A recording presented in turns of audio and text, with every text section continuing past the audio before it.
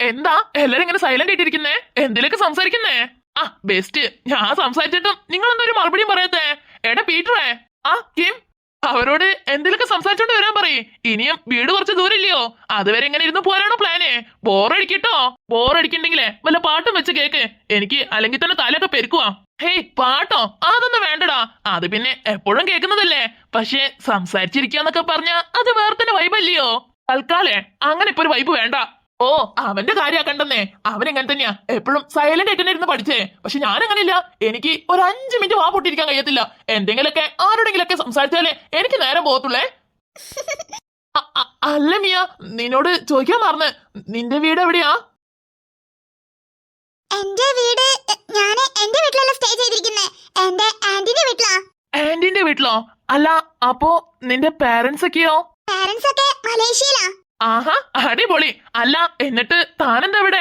അതെ പിന്നെ ഇവിടെ ആന്റി മാത്രമേ ഉള്ളൂ, ആന്റിക്ക് കൂട്ടായിട്ട് ആരുമില്ല. അതാ ആന്റിക്ക് കൂട്ടായിട്ട് അമ്മയും അച്ഛനും എന്നെ അങ്ങോട്ട് പറഞ്ഞയച്ചേ. അപ്പൊ പിന്നെ ഞാൻ അടുത്തുള്ള കോളേജിൽ നോക്കി ഇവിടെ തന്നെ അങ്ങ് സെറ്റിലായി. ഓഹോ, എന്തായാലും നിന്റെ മമ്മിയും പപ്പിയും എടുത്തത് നല്ലൊരു തീരുമാനാ. അതെന്താ? അത് പിന്നെ നീ വന്നതുകൊണ്ടാണല്ലോ ആന്റിക്ക് ഒരു കൂട്ടായേ, അതാ അങ്ങനെ പറഞ്ഞേ. ഓ അങ്ങനെ. പീറ്റർ എന്താടി? വേണ്ട. വേണ്ടാന്നോ? എന്ത് വേണ്ടാന്ന്? കോഴിത്തരം വേണ്ടാന്ന്. കോഴിത്തരോ? അതിന് ഞാൻ എവിടെ കോഴിത്തരം കാണിച്ചേ? നീ വല്ലാണ്ട് എനിക്ക് കാത് കുത്തല്ലേ, ഞാനൊക്കെ ശ്രദ്ധിക്കുന്നുണ്ട്. നീ അവളെ ഇടക്കിടക്ക് നോക്കണതും നോക്കി കിണിക്കുന്നതൊക്കെ ഞാൻ ശ്രദ്ധിക്കുന്നുണ്ട്. അല്ലേലും ചെറുപ്പം തൊട്ടേ ഞാൻ നിന്നെ കാണാൻ തുടങ്ങിയതല്ലേ, അതുകൊണ്ടേ നിന്നെ കുറിച്ച് ഏറ്റവും സെറ്റ് കാര്യം ഈ ലൂസിക്ക് അറിയാം കേട്ടാ. ഓ അങ്ങനെങ്കി അങ്ങനെ, നിനക്ക് മനസ്സിലായ സ്ഥിതിക്ക് ഒന്ന് സെറ്റാക്കി താന്നേ. ഇനിയൊന്ന് പതുക്കെ, എല്ലാവരും കേക്കും.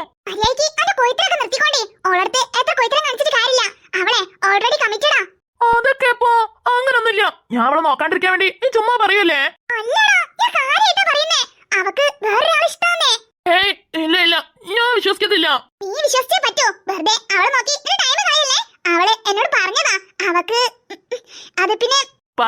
പറയാന് അവക്ക് ലൈൻ ഉണ്ടെങ്കിൽ അവൾ പേരും പറഞ്ഞിട്ടുണ്ടാവല്ലോ. പറയടി പറ. നിന്റെ ഉടായ്പൊക്കെ എനിക്ക് മനസ്സിലാവുന്നുണ്ട് കേട്ടാ. ഞാൻ അവളെ നോക്കാണ്ടിരിക്കാൻ വേണ്ടിട്ടാ ഉടായ്പിലൂടെ പറഞ്ഞെന്ന് എനിക്ക് ഉറപ്പാ. അവക്കൊരു ലൈൻ ഇല്ലാന്ന് കണ്ടാ തന്നെ അറിയാം.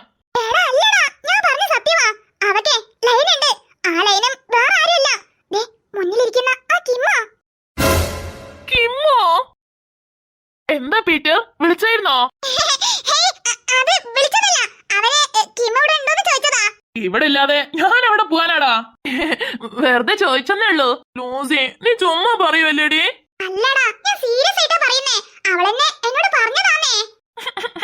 എന്നാ പിന്നെ എനിക്ക് ആദ്യം പറയാൻ പാടില്ലായിരുന്നോ? ഞാൻ എന്തോരം കഷ്ടപ്പെട്ട അവളെ വളച്ചെടുത്തെന്നറിയോ?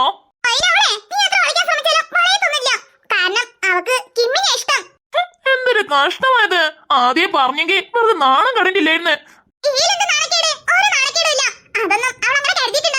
അല്ലെങ്കിലും ഞാൻ നിന്നെ പറ്റി കുറച്ച് കാര്യങ്ങളൊക്കെ അവളോട് പറഞ്ഞിട്ടുണ്ട്, അതുകൊണ്ട് അതൊന്നും അവളൊരു വിഷയമായിട്ട് എടുക്കത്തില്ലെന്നേ. അല്ല നീ എന്ത് കാര്യം പറഞ്ഞേ? അത് പിന്നെ വേറൊന്നുമില്ല, ചുമ്മാ നിന്റെ 5ാം ക്ലാസ്സിലെ ലവ് സ്റ്റോറിയും 6ാം ക്ലാസ്സിലെ ലവ് സ്റ്റോറിയും അങ്ങനെ ചെറിയ ചെറിയ ക്ലാസ്സുകളിൽ നീ കളിച്ച കുസൃതികളില്ലേ, അതിനെ പറ്റി പറഞ്ഞതേ ഉള്ളൂ. എടി രാജദ്രോഹി.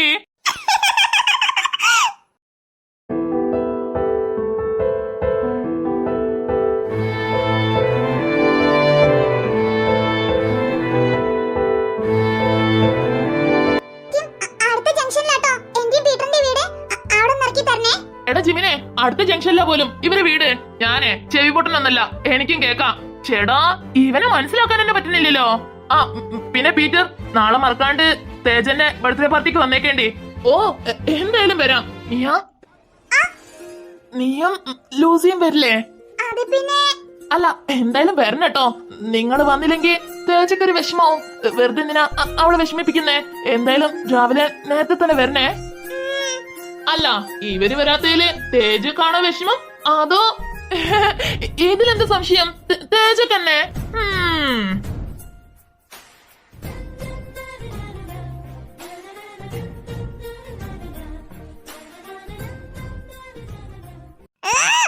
ഇന്ന് നടന്നൊക്കെ ആലോചിക്കുമ്പോ അവന്റെ കൂടെ വണ്ടിയിൽ വരണ്ടില്ലായിരുന്നു.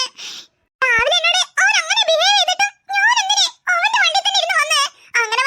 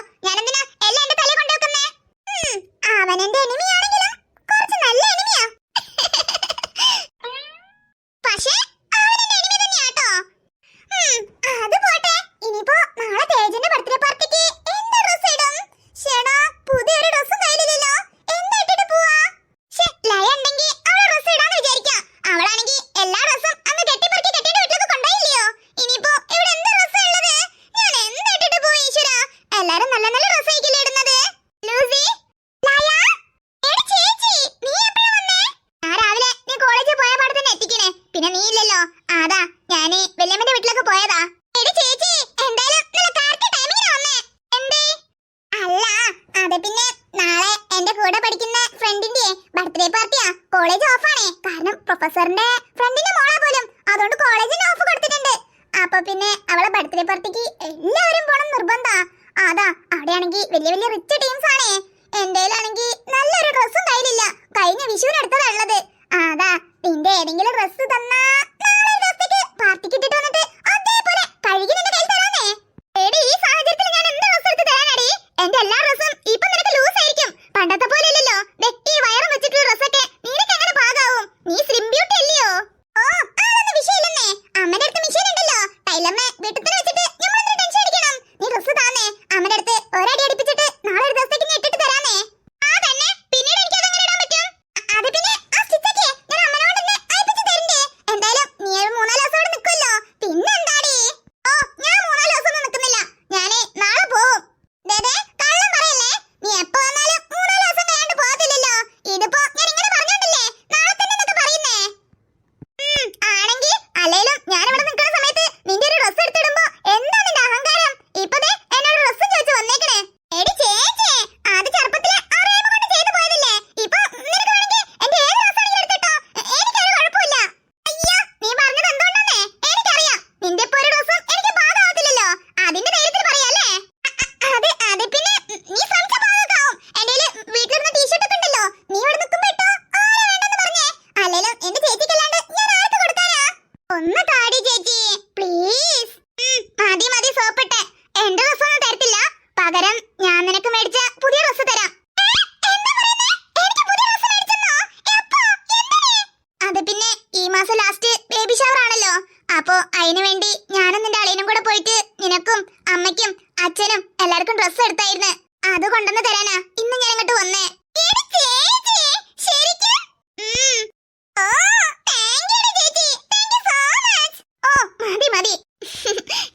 ചെന്നിട്ട് അമ്മയുടെ കയ്യില് ഡ്രസ്സ് കൊടുത്തിക്കണേ. അതെടുത്തൊന്ന് മേടിച്ചു നോക്കി നോക്ക്. നിനക്ക് ഇഷ്ടായോ? സൈസൊക്കെ പാകാണോന്ന്? എന്റെ കുഞ്ഞിപ്പെണ്ണിന്റെ വർത്താനം എന്തുവാ? എടി കുഞ്ഞിപ്പെണ്ണേ, സുഖല്ലേ നിനക്ക്? ഇട്ട് സംസാരിക്കുന്നതൊക്കെ കേൾക്കുന്നുണ്ടോടി പെണ്ണേ? വൈകാതെ തന്നെ നമുക്ക് മീറ്റ് ചെയ്യാട്ടോ. പിന്നെ 24 മണിക്കൂർ ചിറ്റന്റെ കയ്യിൽ തന്നെ ആയിരിക്കും. ഹായ് തേജ മാം, ഡ്രസ്സൊക്കെ എന്തായി? ഡ്രസ്സിന്റെ വർക്കൊക്കെ കഴിഞ്ഞോ? യാ മാം, ഇനി ചെറിയൊരു പേഴ്സിന്റെ വർക്കും കൂടെ ഉള്ളൂ. അത് ഇപ്പോ ഒരു 10-15 മിനിറ്റ്സ് കൊണ്ട് കഴിയും. ഓക്കേ, ഡ്രസ്സ് ഞാൻ പറഞ്ഞപ്പോൾ തന്നെയുള്ള മോഡലല്ലേ? അതില് ഒരു മാറ്റം വന്നിട്ടില്ലല്ലോ?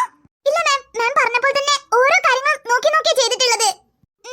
ഓക്കേ, എന്റെ ബർത്ത്ഡേ പാർട്ടിക്ക് വേറെ ആരും സ്റ്റാർ ആവാൻ പാടില്ല. അന്നത്തെ സ്റ്റാർ ഞാൻ തന്നെ ആയിരിക്കണം. അതുകൊണ്ട് ഡ്രസ്സിന്റെ ഓരോ ഡിസൈനും നോക്കി കോൺസെൻട്രേഷൻ ചെയ്ത് വേണം ചെയ്യാൻ. Okay? Sure ma'am. Okay, morning എന്റെ ഡ്രൈവർ വരും ഡ്രസ്സ് പിക്കപ്പ് ചെയ്യാൻ. അവരെ കയ്യിൽ ഏൽപ്പിച്ചാൽ മതി ട്ടോ. Yeah sure ma'am. Okay bye. Yeah bye ma'am. അല്ല മേക്കപ്പ് ആർട്ടിസ്റ്റ് അത് തന്റെ ഫ്രണ്ട് ആണെന്നല്ലേ പറഞ്ഞേ? നേരത്തെ വരാൻ പറയട്ടോ. എനിക്ക് ഫംഗ്ഷൻ 9 o'clock ഒക്കെ സ്റ്റാർട്ട് ചെയ്യും. അതിന് മുന്നേ തന്നെ മേക്കപ്പിന്റെ എല്ലാ വർക്കും കഴിഞ്ഞിരിക്കണം. യാ ഷ്യൂർ മാം. തേജ, ജിമി, കഴിഞ്ഞോ നിന്റെ ഷോപ്പിംഗ്? യാ അല്ല നിന്റെ കഴിഞ്ഞോ? ഓ യാ, എന്റെ എപ്പോഴോ കഴിഞ്ഞേ. ഞാൻ പിന്നെ എന്റെ ബർത്ത്ഡേ പാർട്ടിക്കുള്ള ഡ്രസ്സ് ഇവിടെ ഡിസൈൻ ചെയ്യാൻ വേണ്ടി കൊടുത്തിട്ടുണ്ടായിരുന്നു. അതെന്തായെന്ന് ജസ്റ്റ് ഒന്ന് വന്ന് നോക്കിയതാ. ഓക്കെ, കഴിഞ്ഞെങ്കിൽ വേഗം പോവാം. വീട്ടിലെല്ലാരും നമുക്ക് വേണ്ടി വെയിറ്റ് ചെയ്യാം. ഇപ്പൊ പോവാട്ടോ. അല്ല ജെമിൻ ഇന്ന് എന്റെ വീട്ടിലല്ലേ സ്റ്റേ ചെയ്യുന്നേ? ഹേ അല്ല, ഞാന് മോർണിംഗ് വന്നോളാം. പപ്പയും മമ്മിയും നിന്റെ വീട്ടിൽ സ്റ്റേ ചെയ്യും. എനിക്ക് കുറച്ച് വർക്കൊക്കെ ഉണ്ട്. അതുകൊണ്ട് എന്തായാലും വീട്ടിൽ പോയേ പറ്റൂ. ഓക്കേ, രാവിലെ എല്ലാരും വരുന്ന മുന്നേ മോർണിംഗ് തന്നെ ജിമ്മിൽ എത്തണം കേട്ടോ. Yeah sure.